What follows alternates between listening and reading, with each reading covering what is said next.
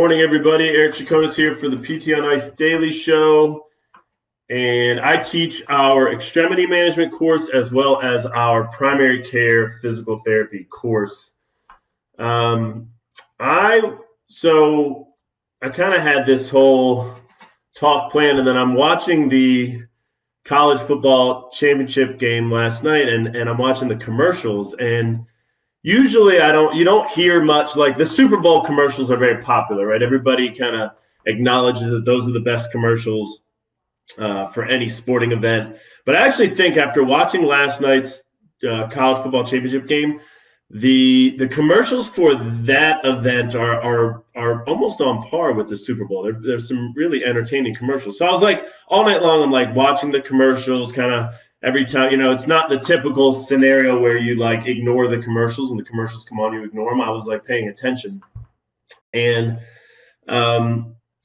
the thing was, in about the first quarter, I saw this commercial for Ohio State. So it's like, they do the commercial for the college that's playing, and they'll talk about, something that's going on at the college. They're promoting the college, basically. In that case, we're talking about the research lab at Ohio State, and they were talking about researching back pain. And so I'm like watching this, I'm getting really excited. I'm waiting for the physical therapist to come out on the stage and, like in the commercial, and they start talking about that. But that never happened. I mean, it was all about this research lab at Ohio State that is researching back pain. And so they're talking about the progress they're making, researching back pain, how it's intended to reduce the reliance on opioids. And then they start listing all the people involved in the project. And it's like biomechanists, engineers, physicians. They never included the PT. And then they start talking about like sensors and these biomechanical spine models and all this stuff. And I'm like, man, this is disappointing. If we haven't learned anything that's past 20 years, it's that biomechanics is probably not where the magic happens when it comes to back pain and reducing reliance on opioids. Like,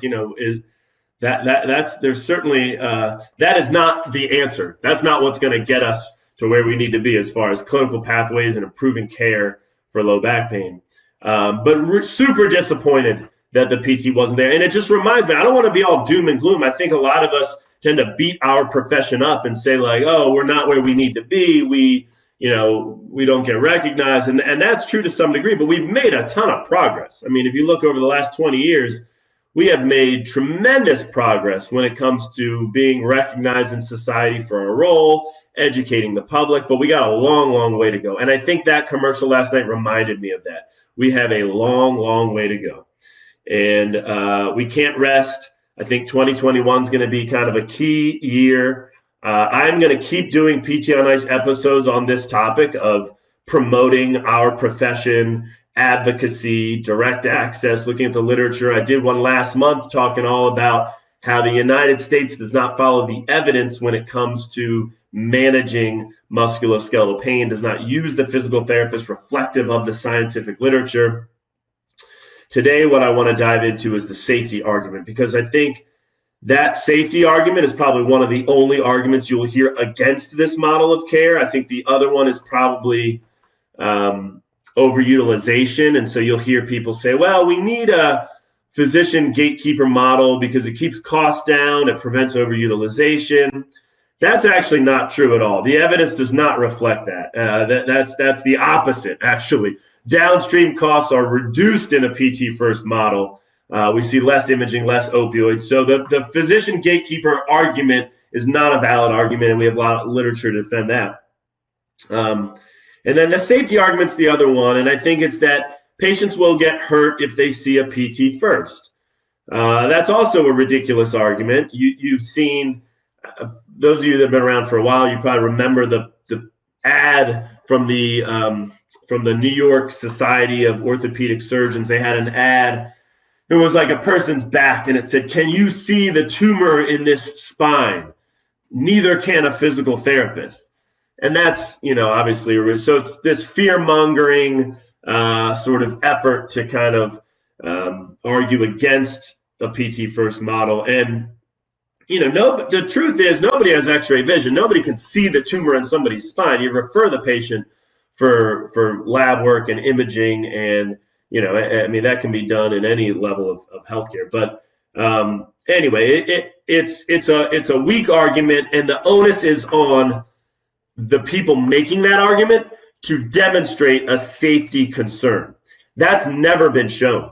If you talk to, like, I have a friend that's a insurance actuary, and he's actually a researcher. But anyway, we talk all the time about liability claims. If you look at liability claims for like HPSO, any of these liability companies, nobody's ever reported an increase in liability claims after a state enacts more loose direct access laws. So when you see a PT first model, we've never seen an uptick in claims, like medical error type claims, right, for diagnostic accuracy issues.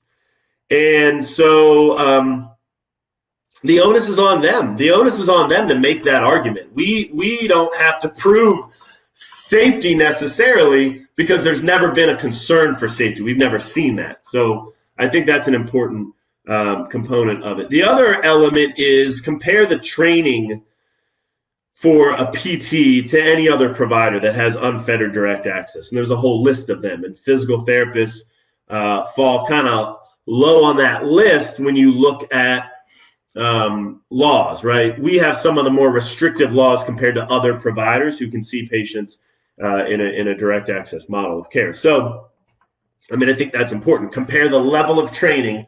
How many hours of musculoskeletal training do you have in screening and diagnosis and triage and treatment compared to other training for other professions that have better direct access laws? So that's an important thing. And then there's tons of literature. And so Jeff and I were talking about this topic yesterday. We were bouncing different ideas back and forth. And he was like, you remember that John Childs study?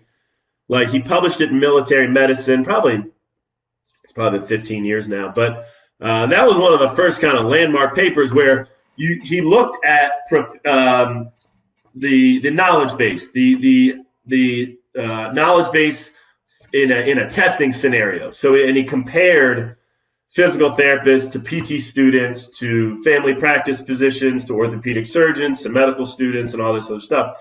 And the physical therapists kind of came out really on top, I think equivalent to a lot of the physicians, except for the orthopedic surgeon who teased out a little bit better. But even the PT students were sort of at the top. Now, that's taking a test.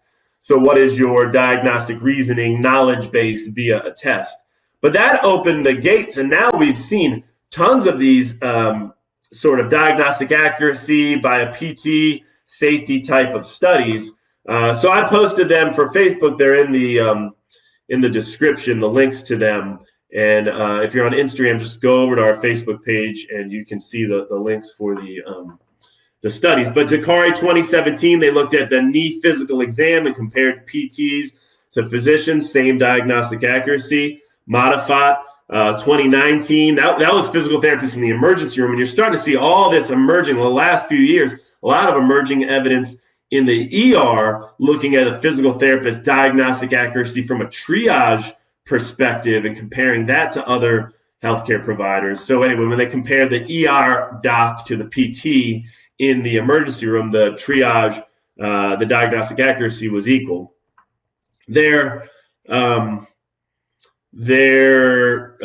treatment decision was different. That's kind of interesting. So the one difference between groups in that study is that the PTs ended up referring more patients to PT after the patient left the ER. So that's a good thing, I think, right? They're getting more conservative care. They're going on to see somebody after they leave the ER for follow-up, and it's more times than not, if the PT's in the ER, it's more times than not physical therapist, which you would expect.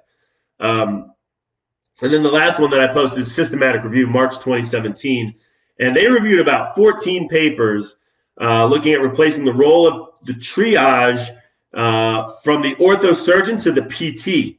That's pretty cool too. So looking at, like, can we replace these different providers in the emergency room, use more physical therapists, and same deal, right? The decision making, the outcomes were the same. So we still need more data. We need more studies, but there's a lot of them. I mean, I'm only naming like 3 there's probably another 15 out there.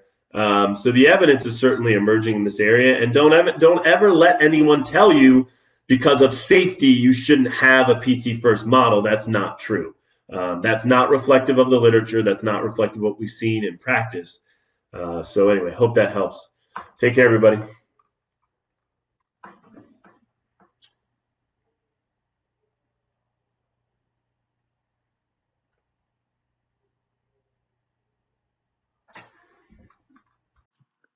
Hey, thanks for tuning in to the PT on Ice Daily Show. If you enjoyed this content, head on over to iTunes and leave us a review. And be sure to check us out on Facebook and Instagram at the Institute of Clinical Excellence. If you're interested in getting plugged into more ICE content on a weekly basis while earning CEUs from home, check out our virtual ICE online mentorship program at ptonice.com. While you're there, sign up for our Hump Day Hustling newsletter for a free email every Wednesday morning with our top 5 research articles and social media posts that we think are worth reading. Head over to ptonice.com and scroll to the bottom of the page to sign up.